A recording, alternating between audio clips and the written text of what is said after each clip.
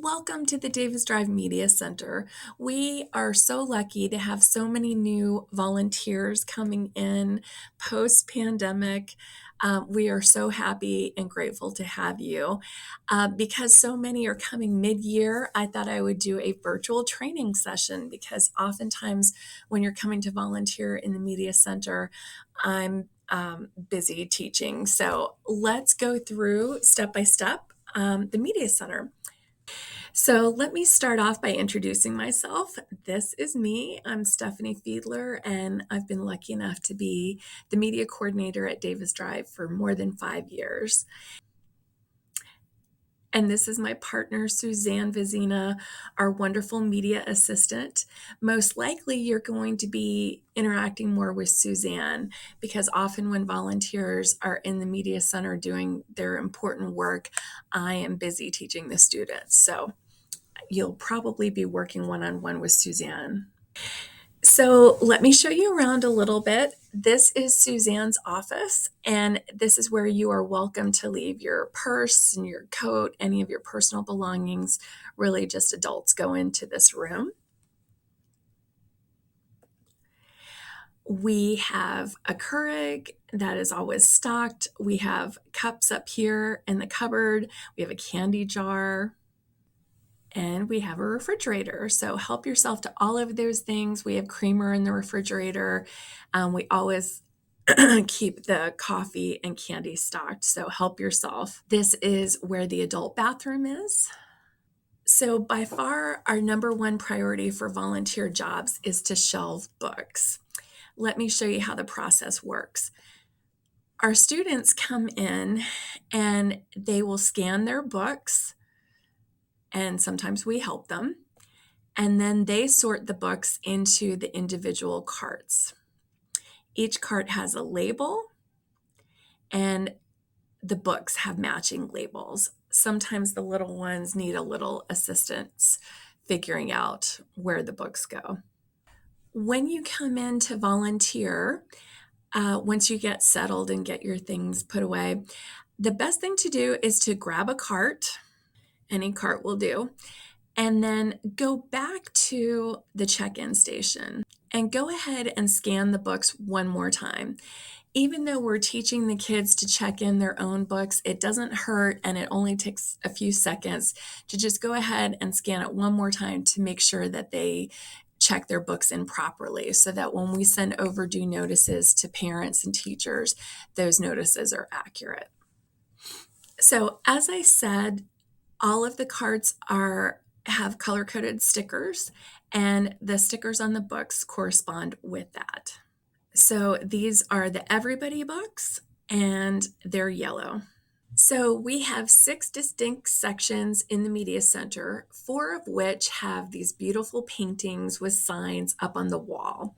Let's start with Everybody. You can tell that the sign is sort of yellow.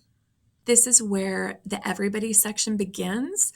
Every section begins with one of these squiggly arrows, and all of the signage in this section is also yellow to match the stickers. It helps to keep everything in order. The books in the Everybody section are shelved alphabetically by the author's last name, and it's just A to Z order, and it begins here with A. Okay, we are done shelving the Everybody books, so we're going back to the shelving carts. This time we're going to grab the fiction cart and make sure to scan them in. And then we're looking for the blue fiction sign. Here's the squiggly arrow that shows this is where fiction begins. Fiction, all of the signage is in blue, and it is shelved alphabetically, and here is A. Once we're done shelving fiction, we return the cart over here, grab our next cart, which is biography. The stickers on these books are green. We go back to the check-in station and scan them very quickly, and then look for the green biography sign on the wall. This has a picture of the Wright brothers. Biography starts here with the squiggly arrow, and it goes A through Z. You might notice we also have these book buckets, and those are for the who was, who is books. You can just put these books in any order in these bins. They're just browsing bins, so they don't have to be ABC order. One of our most popular sections are graphic novels, and the kids love these. They have lots of images in them. They look very similar to comic books, but most of the popular series have a surprisingly high reading level to them. The kids like them because they have so many images, and they're great for our students who are emerging readers or English language learners. This section is in the back right-hand corner of the Media Center. If you look up on the wall, you'll see the poster for graphic novels, and this is what it looks like. We're in the process of adding some book buckets similar to the ones that are in biography, because the kids tend to browse through these and the shelves can be messy. So we're going to be adding book buckets to these. The most challenging section to shelve is definitely nonfiction. The cart has rainbow stickers because each of the hundreds section in nonfiction has a different color. And there is a reason for this madness. Let me explain. Nonfiction books are the only books in the Media Center that get shelved numerically. So as you're shelving, picture a number line 0 to 999, least to greatest. So here's the sign for nonfiction. It is the big wall opposite when you first walk into the Media Center. However, nonfiction actually starts to the left of that, this little alcove around the corner. Here's where nonfiction begins, and you can see the squiggly arrow. If you ever get confused about what the call numbers mean, we have a poster up in the Media Center that can help you remember what each section means. Remember that books are arranged left to right on each shelf, and then when you get to the bottom of one shelf, you go to the next, and it's the top shelf down to the bottom shelf. When you are done with shelving, there are some other routine jobs that you could help us out with. For example, book displays, organizing the magazine section. For example, this is messy, and this is straightened up. Another routine job you could help us with is kind of walk around the Media Center and straighten things up. So for example, when you see books sliding down like this, if you could push in the bookends so they look nice and neat like this, that would be really helpful. Another thing is we try to display the covers of the books as often as we can. Studies have shown if students can see the covers of books, they're many times more likely to pick it up and actually check it out and read it.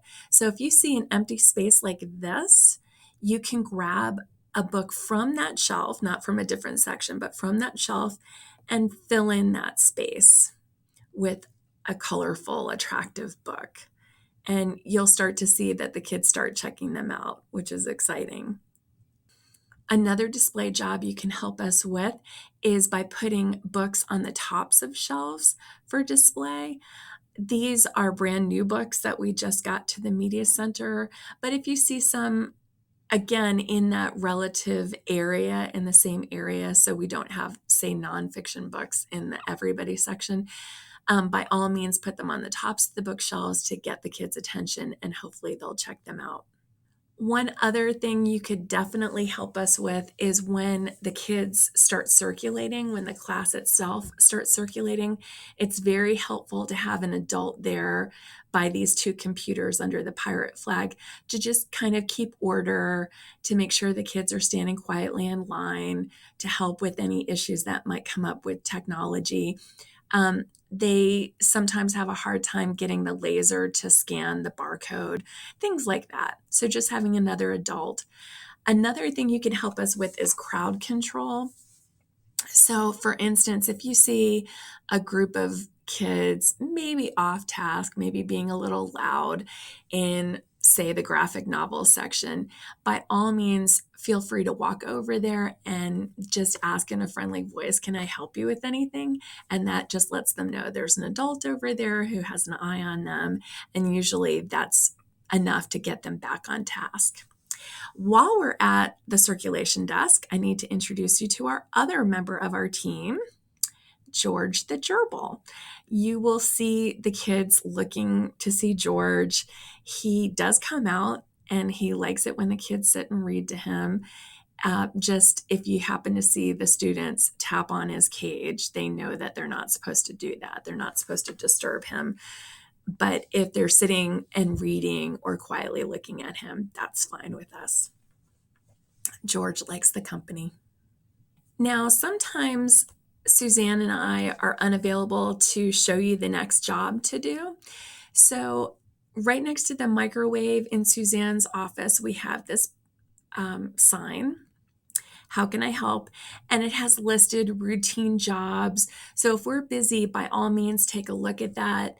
It's things like straightening up the search centers, making sure the pencils are sharpened, pushing in chairs, basically keeping the media center neat and organized. So if you've run out of ideas of things to do, take a look at the How Can I Help sheet, and you could probably figure out what needs to be done next. Well, that is it. That is a brief introduction to the Davis Drive Media Center, our staff, and some of the routine volunteer jobs that we need done here.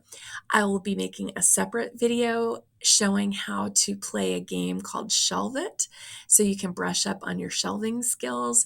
But I just wanted to take this moment to thank you from the bottom of my heart for coming to volunteer here. It means so much to Suzanne and to me and to our students to keep the books in order so that they can find the books that they love and that they need for their work. Thank you so much for your hard work. You're a really important part of our team.